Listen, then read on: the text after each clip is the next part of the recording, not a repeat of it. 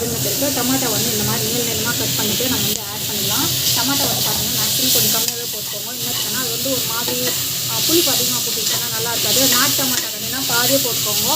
காரம் கம்மியானாலும் ஓகே, சூப்பராக இருக்கும். நல்லா வதக்கிக்கோங்க. ஸோ நல்லா வந்து வதக்கிக்கோங்க. ஸோ இவன் நல்லா வதக்கிட்டு இது பண்ணிடலாம்.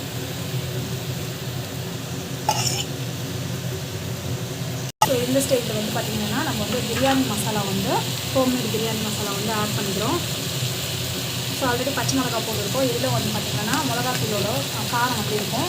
ஸோ மிளகாத்தூள் போட்டுக்கும் போது பார்த்து வந்து போட்டுக்கோங்க, வதக்கிக்கோங்க. ஸோ இப்போ வந்து பார்த்திங்கன்னா நல்லா வதங்குது. ஸோ நல்லா வதங்கிட்டு இப்போ வந்து பார்த்திங்கன்னா வந்து மிளகாத்தூள் வந்து ஆட் பண்ணிட்டு போகிறோம். தேவையான அளவுக்கு மிளகாத்தூள் வந்து ஆட் பண்ணிக்கலாம். ஸோ மிளகாத்தூள் வந்து ஆட் பண்ணிக்கலாம். ஸோ நல்லா வந்து வதங்கட்டும். ஸோ நல்லா வந்து வதங்கணும். ஸோ இந்த ஸ்டேஜில் நம்ம வந்து பார்த்திங்கன்னா கொத்தமல்லி அப்புறமா புதினா ரெண்டுத்தையும் கட் பண்ணி வச்சுருக்கோம் இல்லையா, ஸோ அதை வந்து ஆட் பண்ணிவிட்டு இதுவும் வந்து இப்போ வதக்கிட்டுருங்க. நம்ம ஃபைனலாக போட்டால் என்ன ஆகும்னாக்கா குழம்பு வந்து எடுத்து போட்டுருவாங்க. ஸோ மேக்ஸிமம் வந்து நல்லா வதங்கும் போது வந்து போட்டு விட்டுருவேன். ஸோ இப்போ வந்து பார்த்திங்கன்னா அது நல்லா வதங்கினதுக்கு கேர்டு வந்து ஆட் பண்ணிக்கோங்க. ஸோ டேஸ்ட் வந்து சூப்பராக இருக்கும். அந்த கேர்டு ஆட் பண்ணிக்கிறதுக்கு இன்னும் புளிச்சி கேர்டு ஆட் பண்ணால் இன்னும் நல்லாயிருக்கும் டேஸ்ட் வந்து. அப்போ வந்து லைன் வந்து ஆட் பண்ணக்கூடாது, அது இன்னும் புளிப்பு வந்து அதிகப்படுத்திடும். ஸோ நல்லா வந்து வதங்கிடும். ஸோ பார்த்திங்கன்னா இந்த அளவுக்கு வந்து நல்லா வந்து வதங்கி ஒரு கிரேவி மாதிரி ஆகிட்டு இருக்குது. இந்த ஸ்டேஜில் நம்ம வந்து பார்த்திங்கன்னா கட் பண்ணி வச்ச வெஜிடபிள்ஸை வந்து ஆட் பண்ணி வச்சுக்கலாம். பீட்ரூட் நம்ம வந்து பார்த்திங்கன்னா வெஜிடபிள்ஸ் வந்து ஆட் பண்ணிக்கலாம். ஸோ நல்லா வந்து வதக்கிட்டுருங்க.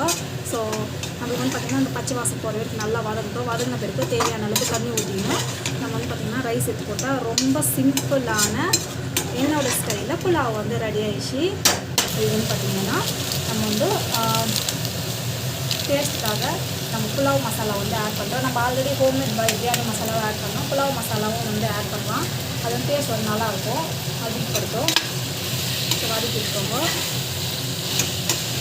ஸோ இந்த டம்ளரில் வந்து ஒரு கிளாஸ் எடுத்துக்கிட்டா 2 கிளாஸ் தண்ணி ஊற்றிக்கலாம். ஸோ 2 கிளாஸ் அளவுக்கு தண்ணி ஊற்றிக்கலாம். ஸோ இது வந்து பார்த்திங்கன்னா நல்லா வந்து கொதிக்கிட்டோம்.